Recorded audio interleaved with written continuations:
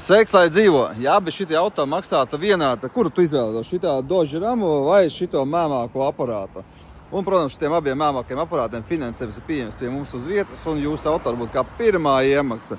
Bet cīkāk par šito aparātu izstāstīs mūsu auto eksperts un padbors. Kārlis. Tātad. Ir tās teiciens, jo lielāks džips, jo tālāk pēc traktora jāiet. Šito būs grūti izstumt. Šito vēl savālocoties barā džekiem. Nu, šito var izcelt. Jā, neiesēdi uz teltiem var izcelt. Jā, bet ar šito, es domāju, ja raus šito ārā no kaut kāda offroadiņa, tad no šitas kuzavas aizbrauks rāmis, paliks uz vietas, viņš stropi. Skaties, noenkurojot, viņš ir un viņš jau viņu izvilks ārā. Jā, nu jā, ar jaudiņu lēnā gāzītē var izvilkt šito mēmāku aparātu. Par šito mēmāku aparātu, starp citu, ir atsevišķi video uzfilmēts YouTube kanālā, var iet iekšā paskatīties, tur ir garāks video. Kārlis eksperts viņu testē, nesājās un tā tālāk. Bet par šito runājot. Netipiska izvēle, offroader izvēlei. Es godīgi sakot, nebija redzējis, kad uz Kia Sportage pirmās bāzes taisa šādu te apvidnieku. Un viņam nāk līdz arī vēl šās te niknās riepas tādas arī komentāk līdzi. Jā, un starp citu, ja mēs viņu nepārdosim, tad mēs brauksim ar viņu gaiziņu kalnu augšā. Kāds pasākums sauc? Briežkalnā, jā. Briežkalnā, jo parasti mēs taisījām Kannu festivālu tieši tad, kad Briežkalnā notikās offroadnieku braukšana kalna augšā. Jā, šit no Mausam kalnā, ja viņš jau nepūs pārdoties tā.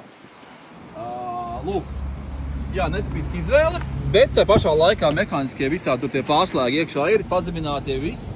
Rācija pasties iekšā šitos, paziņot, ka policija uz ceļiem vai kad kontrabanda večiņi paziņo večiem, ka priekšā šmonis ir. Viņi arī savā starpā caur rācijām tur pļāpā, jā. Bet kabinets pasties diezgan dzīves, elegants kabinetiņš. Šitas tā kā agrāk mājās dīvāni bija, ka nagiem pavēlt šitā pat spalvas muguras saceļās. Šitas tipiskais 90. gadu sākuma Japāņu cauns. Visām kādām akordiņiem, Hondām nāca šitāda. Jā, bet paņem man nagiem tā pavēlts muguras spalvas saceļās. 90. gadu dīvāni. Jā, tie brūnie dīvāni mājās katram bija. Akordejons, painīrs iekšā, te visās labas štelīs ir nobrauc tikai 91 000. Neka pazeminātie, paaugstinātie. Tā kā šitas pieskarās pie mēmākajiem aparātiem. Izskatās, ka arī nopiķots viss ir, apakšā ir. Es apstrādās. Tā kā šitās būs pieejams Karviņā tikai 2995 eiro.